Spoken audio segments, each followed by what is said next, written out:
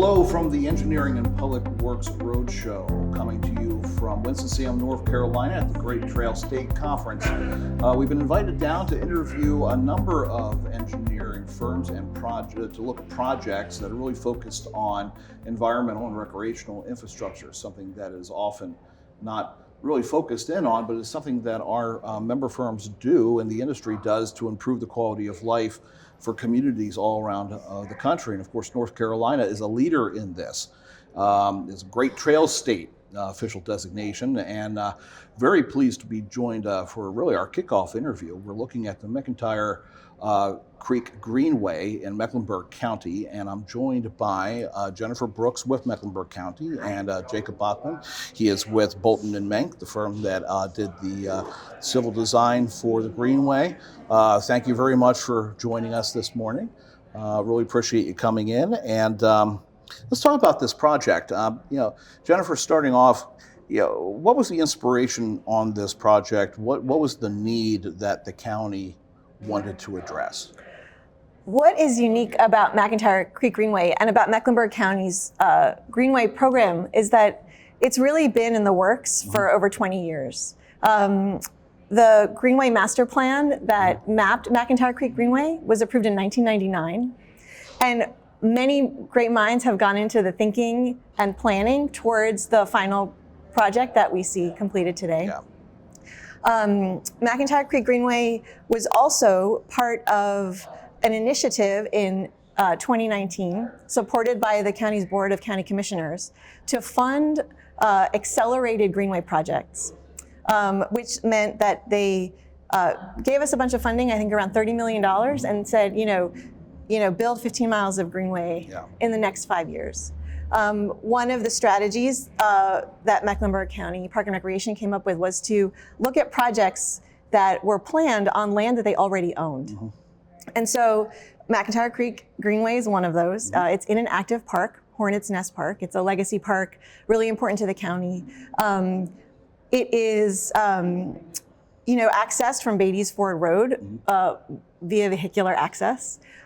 In addition to this greenway making a key connection to a regional trail in the future, it's also connecting underserved neighborhoods to the park. Okay, so really it's both addressing an immediate need, but then also future expansion into the larger Greenway system. That's so, Jacob, from the firm's perspective, from your perspective, how did you approach the project? Were there any specific challenges or things that you needed to address in designing this? I think one of the big things approaching the project from the beginning was like Jennifer said, looking at the land we already have, right? Mm-hmm. Looking at all the facilities that are in the existing park. The park has 4 baseball fields, disc golf, BMX, fishing, all sorts of stuff. So really working with those stakeholders to make sure the park operations are still operating the way they should, but actually enhancing the park. One of the other things is looking at the environmental constraints. Yes. We have a conservation easement that we're crossing, which is it's a 15-person, I think, board through the interagency review team. So that's the Corps, Fish and Wildlife, North Carolina DEQ, et cetera. So really kind of starting with an inventory in mind and planning that out from the beginning. So. One of the things that I think gets lost in the shuffle when we talk about specifics about engineering, we talk about the technical aspects of a design, the actual design innovations that might go into the physical part of it. People lose sight of the stakeholder engagement that has to happen on a project like this, especially something that is going to be addressing multiple communities. As an engineer, how did you kind of address those and making sure that those stakeholders, their needs were satisfied, that they were brought on, and the community understood what the project meant? Well, I think it's bringing everybody to the table early, right? Like hearing their wants, needs, concerns sometimes. Working with, taking disc golf, for instance, I think working with disc golf is something that we really hadn't done in the past. It's a pretty unique sport with a lot of unique requirements. It also doesn't necessarily cohabitate well with some other recreation or transportation, as greenways are as well. So bringing everybody to the table early and making sure that before you really start anything beyond just putting a line on a paper, you've got everybody's wants, needs, concerns, and you're not leaving somebody out, right? So, and Jennifer, I want to also bring this up because it's something that you mentioned early on. It's that connecting communities. That's right. You know, one of the things that good design does is it connects people, and especially underserved communities. So, how does this project connect underserved communities within the county? Well, it's interesting because the creek, which is a significant environmental feature of the park, and aligns with the Greenway corridor, actually divides the park access from the neighborhoods to the west. Okay. And then on the east, there's a roadway corridor, Beatty's Ford Road, that divides neighborhoods from the east. A nice north south, Exactly. but nothing on the east west. And so this Greenway is really making this essential east-west connection across a roadway corridor and an ecological corridor that are really essential to bring people, provide access, and really serve people that had, whose communities had otherwise been marginalized by these conditions.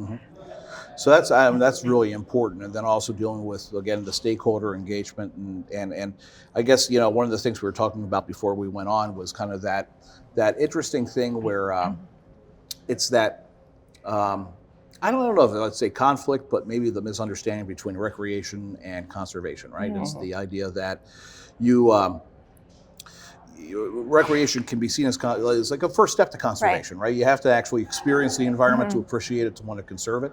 I mean, how did you juggle those interests in getting this project done, since you did have the easement, since you had a lot of different stakeholders involved with this, to kind of bridge that gap?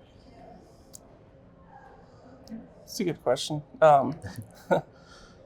As far as, first off, I think it's specifically in like an urban watershed, right, where a lot of residents maybe don't have the access to the natural environment. This is maybe more important than ever in urban situations. So, how do you balance that?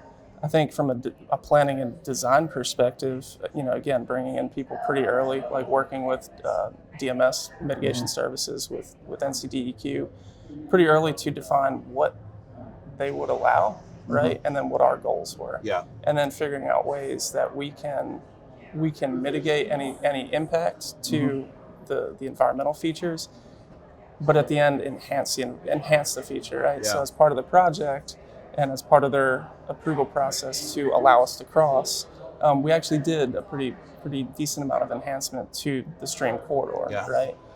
Planning things out in advance with DMS. So as far as how you balance it, I think it's seeing the regulating agencies as a partner, right, and finding where you have alignment in your goals. Yeah.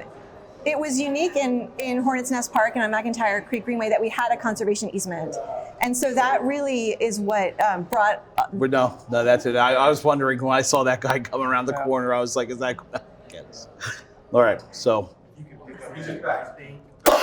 Back up. How far back do you want us to go back? To the top of your... Okay. All right. Yeah. Okay. We'll try to get a clean cut. Okay.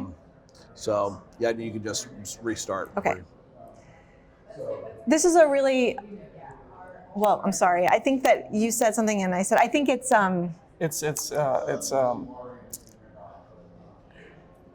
defining everybody's goals. Yes. So we can start with, we can start right there. Right.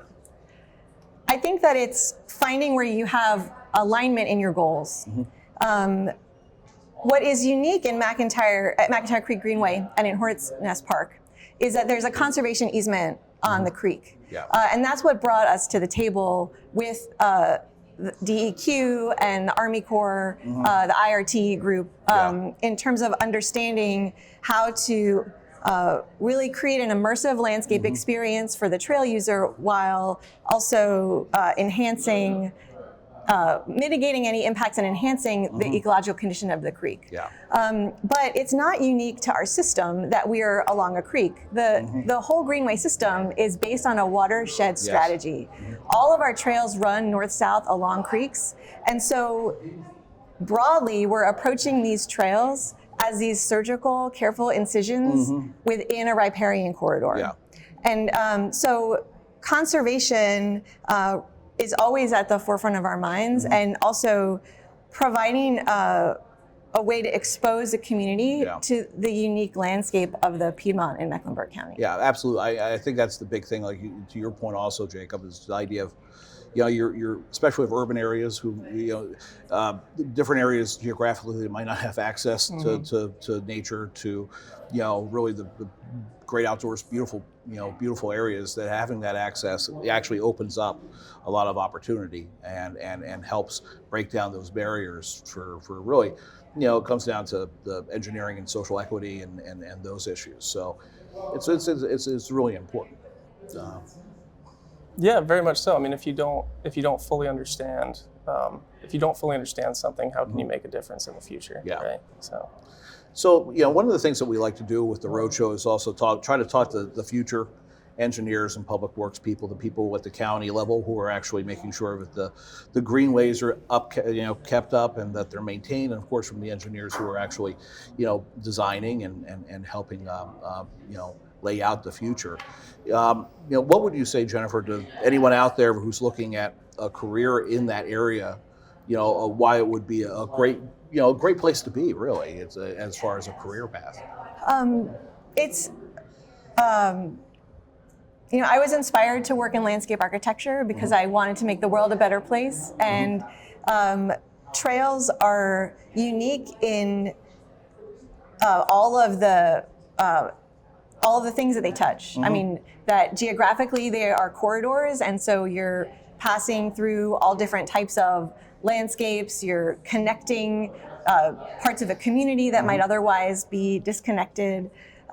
You're also, because you're working in these sensitive environments, you're able to look at ecological enhancement and restoration opportunities. I think that you're an advocate. You're an advocate for the environment, and you're an advocate for your community when you're working in trails.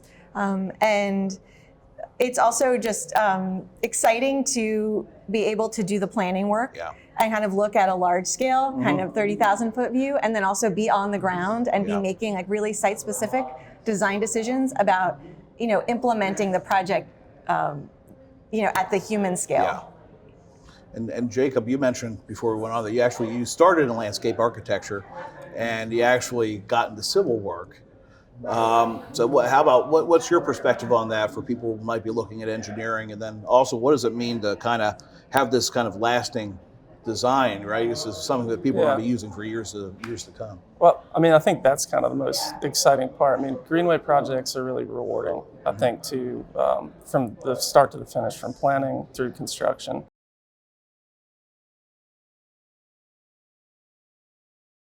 That we make impact communities, and communities live with them for 50, 60, 100 years, right? And there's good ways to do it, and there's bad ways to do it.